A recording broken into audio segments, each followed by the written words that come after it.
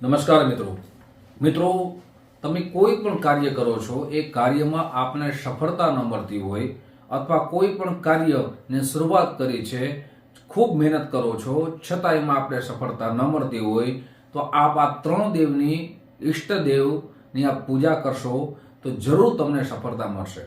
આજે જે તમારી સમક્ષ હું ચર્ચા કરવા જઈ રહ્યો છું આ ઈષ્ટદેવના પૂજાની એ મેષ લગ્ન ઉપર ચર્ચા કરવા જઈ રહ્યો છું। જો આપનું મેષ લગ્ન હોય તો આ ત્રણ દેવની પૂજા અવશ્ય કરવી જોઈએ। સાથે આ એપિસોડ આજનો વિડીયો મારા વિદ્યાર્થી બંધુઓ માટે તો ખાસ છે। મારા વિદ્યાર્થી બંધુઓ જે વિદ્યાભ્યાસમાં ખૂબ મહેનત કરે છે છતાં જે પરિણામની ઈચ્છા હોય એ પરિણામ આપણે ન મળતું હોય તો આજે આપનું મેષ લગ્ન હોય તો આજે આ વિડીયો પરિપૂર્ણ રીતે જરૂર સાંભળજો કે આપને કયા દેવની પૂજા કરવી જોઈએ અથવા કયું દાન કરવું જોઈએ, સવિસ્તાર સાથે કહીશ। સાથે આપનું મેષ લગ્ન હોય અને ભાગ્યનો સાથ ન મળતો હોય, આપ કોઈ પણ બિઝનેસની શરૂઆત કરી છે, એને બિઝનેસમાં ઘણો બધો સમય આપ્યો છે, છતાં મહેનત કરી છે, છતાં આપને સફળતા ન મળતી હોય તો આપને કયા ઈષ્ટદેવની પૂજા કરવી જોઈએ। પરિપૂર્ણ રીતે આપ વિડીયો સાંભળશો, મને લાગે છે કે આપના જીવનમાં જરૂર પરિવર્તન આવશે। સાથે મિત્રો આપના ગ્રહોની શુભતા પણ વધશે અને વિસ્તારપૂર્વક જન્મ કુંડળીના નિયમ અનુસાર દરેક ચર્ચા કરીશ। આપનું મેષ લગ્ન હોય મિત્રો અને આપનું મેષ લગ્નનો સ્વામી થાય છે એ મંગળ દેવતા થાય છે।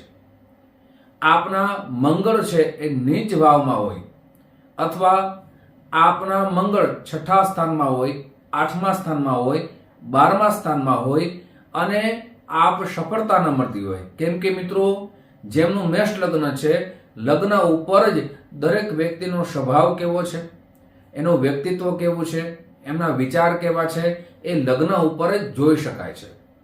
તો આપનું લગ્ન જો મજબૂત ના હોય, આપના લગ્નનો સ્વામી મજબૂત ના હોય તો કોઈ પણ કાર્ય કરીએ એમાં સફળતા મળતી નથી। તો આપના લગ્નના સ્વામીને મજબૂત કરવા માટે ખૂબ સરળ ઉપાય બતાવું છું। સૌથી પહેલા આપના લગ્નનો સ્વામી છે એ મંગળ છે, એમના ઈષ્ટદેવ છે એ ભગવાન હનુમાનજી મહારાજ છે। હનુમાનજી મહારાજની આપને ખૂબ ઉપાસના કરવી જોઈએ।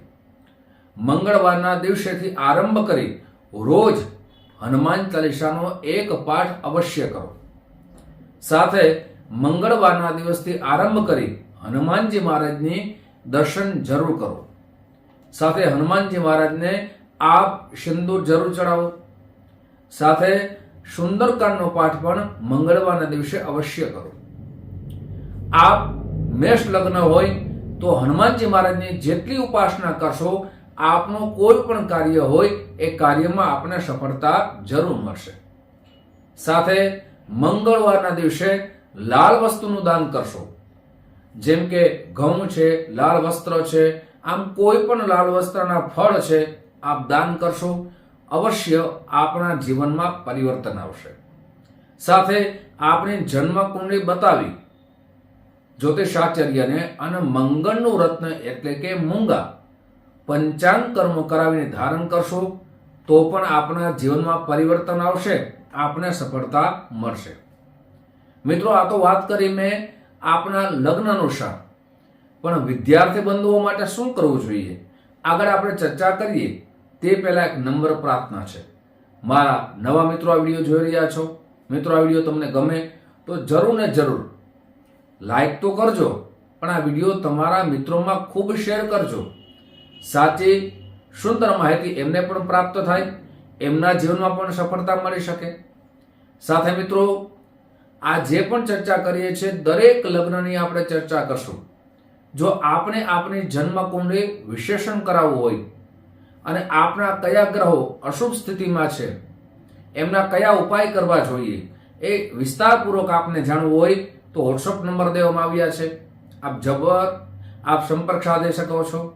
સાથે જ્યોતિષ જોવાનો સમય મિત્રો સવારે 10 વાગ્યાથી લઈ અને બપોરના 1 વાગ્યા સુધી છે, સાંજે 5 વાગ્યાથી લઈ અને રાત્રે 9 વાગ્યા સુધી છે। આ સમય કોલ કરી અને મુલાકાત કરી શકો છો। ઓનલાઈનની પણ વ્યવસ્થા આપણે રાખી છે. આપની જન્મ કુંડળી બતાવી શકો છો. આપનું નામ, તારીખ, સમય, સ્થળ બધું મોકલી આપશો. સુનિશ્ચિત દક્ષિણા મોકલી આપશો. આપને કુંડળી મોકલવામાં આવશે, જેમાં આપની કુંડળી પ્રમાણે શાસ્ત્રોક્ત ઉપાય લખ્યા હશે. આપ કરી શકો એવા સરળ ઉપાય આપણે પણ બતાવવામાં આવશે.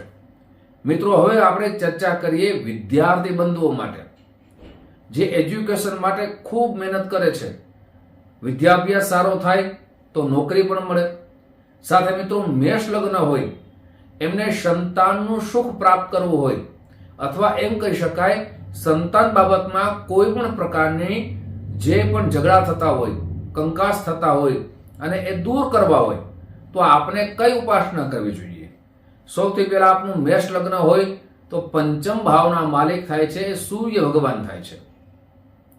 સૂર્ય ભગવાનની આપણે ઉપાસના જરૂર કરવી જોઈએ. સાથે મિત્રો, આપના વિદ્યાભ્યાસમાં ખૂબ પ્રગતિશીલ બનો. સાથે આપના જીવનની અંદર બુદ્ધિનો વિકાસ થાય. આપ જે પણ મહેનત કરો છો એ યાદ રહે, એના માટે ખાસ કરીને મેષ લગ્ન છે તો આપને રોજ સૂર્ય ભગવાનને જલ અવશ્ય ચડાવવું જોઈએ. સાથે આદિત્ય સ્તોત્રનો પાઠ અવશ્ય કરવો જોઈએ. સાથે મિત્રો, જન્મ કુંડળીમાં 3 ભાવ, જેને ધર્મના સ્થાન ગણવામાં આવે છે, આ 3 ભાવ મજબૂત થઈ જાય તો એમના જીવનની અંદર ખૂબ પ્રગતિ થાય છે. તો 5માના જે માલિક છે સૂર્ય ભગવાન સાથે વિષ્ણુ ભગવાનની પૂજા અવશ્ય કરવી જોઈએ. પૂર્ણિમાના દિવસે વિષ્ણુ શાસ્ત્રનો પાઠ કરો. પૂર્ણિમાના દિવસે આપના ઘરે સત્યનારાયણ ભગવાનની કથા આપ રાખો. સાથે આપની શક્તિ હોય તો વિષ્ણુ યાગ કરાવો. અને સાથે સાથે 1.25 લાખ માં ગાયત્રીનું અનુષ્ઠાન કરો. ગાયત્રી મંત્રનું 1.25 લાખ અનુષ્ઠાન કર્યા પછી આપ એનો દશાંશ યજ્ઞ અવશ્ય કરવો જોઈએ. અને રોજ વિદ્યાર્થી બંધુઓ માટે જેમનું મેષ લગ્ન છે એમને રોજ 3 ગાયત્રી મંત્રની 3 માળા અવશ્ય કરવી જોઈએ, જેનાથી વિદ્યાભ્યાસમાં ખૂબ આગળ પ્રગતિ કરી શકે છે. 5મો ભાવ મજબૂત થવાથી મિત્રો વિદ્યાભ્યાસ ખૂબ જ સારો થાય છે. આ 5મા ભાવની ચર્ચા કરી. હવે આપણે ચર્ચા કરીએ આપણા ભાગ્યનો આપણે સાથ ન મળતો હોય, ખૂબ મહેનત કરો છો છતાં કિસ્મત સાથ ન આપતું હોય, તો 9મ ભાવના માલિક છે એટલે કે ગુરુ મહારાજ. સાથે મિત્રો, 5મા ભાવની ચર્ચા પણ એ પણ કરી દઉં કે આપને આપની જન્મ કુંડળી બતાવી અને સૂર્યનું રત્ન માણેક પંચાંગ કર્મ કરીને ધારણ અવશ્ય કરવું જોઈએ. આપને કિસ્મતનો સાથ ન મળતો હોય, મેષ લગ્ન હોય, તો આપને 9મ ભાવના માલિક થાય છે એ ગુરુદેવ થાય છે. તો આપને અવશ્ય બ્રહ્માજીની સેવા કરો. આમ તો આપણા શાસ્ત્રમાં બ્રહ્માજીની પૂજા યજ્ઞમાં જ બતાવી છે, પણ આપ બ્રહ્માજીની પૂજા ન કરી શકો તો ભગવાન દત્તાત્રેય ભગવાનની સેવા અવશ્ય કરવી જોઈએ. એટલે ગુરુવારના દિવસે પીળી વસ્તુનું દાન કરો.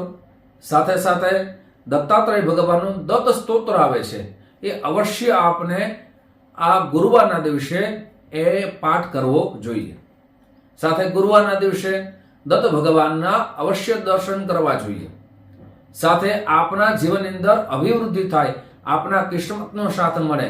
ગુરુવારના દિવસે સાથે આપની જન્મકુંડળી બતાવી અને ગુરુનું રત્ન એટલે કે પોખરાજ એ પંચાંગ કર્મ કરી અને ધારણ અવશ્ય કરવું જોઈએ. જો મિત્રો આપનું મેષ લગ્ન હોય ને મંગળ આપનો નીચ રાશિમાં હોય તો એના માટે ઉપાય બતાવ્યો. સાથે સૂર્ય ભગવાન જો આપના 7મા ભાવમાં હોય અથવા 6ઠા ભાવમાં હોય, 8મા ભાવમાં હોય અથવા 12મા સ્થાનમાં હોય તો અવશ્ય માણેક રત્ન જન્મકુંડળી બતાવીને ધારણ કરવું જોઈએ. અથવા ગુરુ મહારાજ આપના 10મ ભાવમાં હોય, મકર રાશિમાં હોય તો નીચ ભાવ કહેવાય, તો ગુરુનું રત્ન પણ ધારણ કરી શકો છો. અને 3 દેવની અવશ્ય ઉપાસના કરવી જોઈએ. સૌથી પહેલા હનુમાનજી મહારાજની ઉપાસના કરો. ગાયત્રી મંત્રના અવશ્ય 3 માળા કરો. વિષ્ણુ સહસ્ત્રનો પાઠ કરો અને ભગવાન દત્તાત્રેયની સેવા કરશો. આ 4 દેવની પૂજા કરશો. મને લાગે છે આપના જીવનમાં પરિવર્તન અવશ્ય આવશે. મિત્રો, આ જ રીતે દરેક લગ્નની આપણે ચર્ચા કરશું. સરળ ઉપાય દ્વારા આપણા જીવનમાં પરિવર્તન આવે એવી આશા, એવા આશીર્વાદ સાથે ફરીથી મળશું. ફેસબુકના માધ્યમથી, યુટ્યુબના માધ્યમથી આપ સૌને મારા જય શ્રી કૃષ્ણ, મહાદેવ હર.